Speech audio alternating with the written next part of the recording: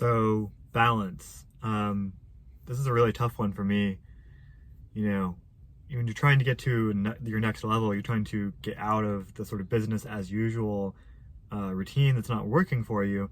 You know, what it really ends up requiring, even to do really basic shit, is you to get into a state that many people would probably call not balanced. Now, it depends on the person. Balance means different things to different people. The problem is many people use balance as an excuse not to get out of the situation they're in.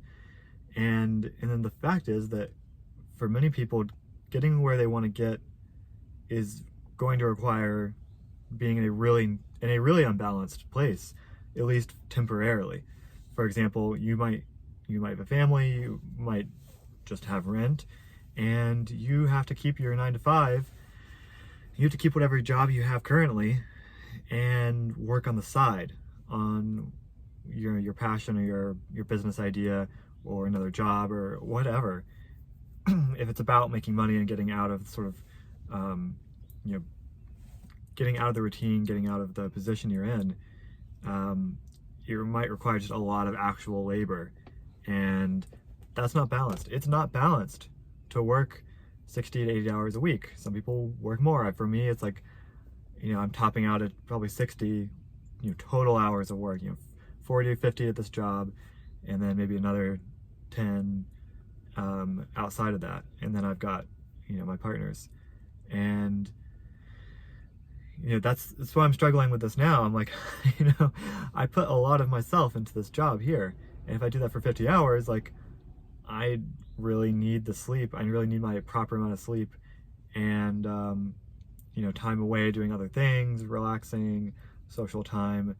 I feel that a strong need for those other things if I'm here.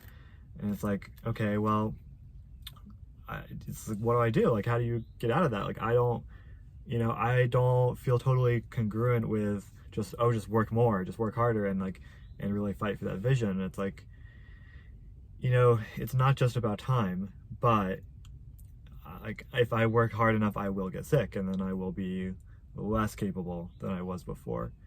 And being sick is not the worst thing in the world, but I would like to avoid it. And it's as much as I love the Wes Watson theology of I never get sick. I only get sick when I think about not doing my vision for a few seconds and I get back to it. It's like there's a lot of good in that, of like if you're in a positive, if you're like amped up in a positive way to like, wow, like I'm gonna, like everything I'm doing is working for me, everything I'm doing is working me towards my vision, including this fucking job that I have to put up with for now. It's like I'm putting up with this job, but I'm all the time just excited for like, the way I do anything is the way I do everything, and the way I do everything is in a conscious, congruent manner. It's like you will have more energy for everything, and a better amount of energy if you are in a positive headspace while you're doing everything you're doing. So it's like, okay, that's true. But your body is only going to put up with so much, depending on who you are, and you might be more or less able to ignore that energy. And there's an amount of it takes a lot. It's not just, you're not going to suddenly be positive about everything tomorrow. That is actually a skill. It's a mindset is a skill. Being a positive person is a skill, meaning it's something you practice like a muscle. You do reps, you get better. I'm better at this than I was a year ago, 2 years ago, 3 years ago, 5 years ago, and I'm going to keep getting better at it. So that's something to keep in mind. But for me, the other thing I'm just kind of going towards is, okay, like I haven't been critical of the value of every single thing I do during my day, during my week, during my month. And if I was, and I'm starting to do this more, the more I'm critical of every single thing I do, and like, hey, is this thing serving me? Do I need to do this thing, or do I need to do this thing for this long? Like, can I spend less time doing this chore, this activity? Do I really need this? And that helps a lot, because that's what I realized is like, it's not just the amount of time I'm spending working, but it's the just amount of things I'm trying to do.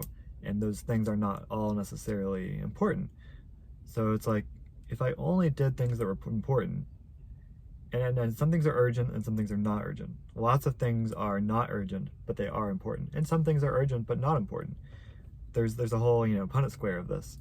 So I think for me the goal is to do less of the things that are not important and more of the things that are. And it's harder when it's urgent things. And it's harder to do the important things when they're not urgent. It's pretty straightforward. Other people talk about this. And that's something that's taking me weeks, months. I've made a lot of progress just like what feels like suddenly in the last few months. But I'm just but I'm trying to do it more as I'm realizing how much I'm burning myself out or just not getting enough sleep because of the just amount of things. And it's like, oh, I could just not do that thing. I assumed that thing was important because it was important in the past, or because of some fear, or because of some just something I assumed, something unconscious, something subconscious. And that's what I'm trying to overwork more. It's like, okay, like if I have to be at this job and I make this much money, I can save money, I can get my needs, and I can also it might actually help me to eat out sometimes. I'm someone who just never got comfortable with getting takeout, getting delivery, just buying food that I didn't make myself. And it's like, well, but if you spend this much labor making the food every night or every morning, and there's not much variety, and it's like, well, it's like, okay, it just becomes that big part of my life becomes kind of dead because you're lacking some actual needs of variety. And meanwhile, just kind of mindlessly expending the labor there, when there could be ways to innovate there. If I freed up more time, I could actually go to work on my meal systems, and but for now it's like, oh, for now this week, being flexible, at this time it's really helpful to just go pick up some food quickly. It's like, oh, this is actually like a good thing we have, chain food. It's like someone else made a system for making food that was decent enough for one meal a day or a few times a week. It's like, and it wasn't that expensive. Damn, I really appreciate fast food in a way I never have before. Some of it is junk and some of it is more expensive than others, whatever. It's it's not all equal, but by and large there's some decent options, and that's actually valuable to my life. It's that's crazy discovery. Most people don't need to discover fast food as something beneficial to their life, but I am, so that's where I'm at. There's always more discoveries. Yeah, that's about it. I'm just, there's always more that I want to do. So it's if I want to do all these things I know are valuable to me and know are important to me, I'm not going to just create more time unless I start doing less of the things that are not important to me. And this is a different perspective than I've had before, which is just just systematize everything. It's yeah, systematize everything, systematize the meals, and basically make a plan for how you're going to do something that you do on a consistent basis. That's what a system is. I do this thing every day. Let me look at all the steps that it's taking to do this thing.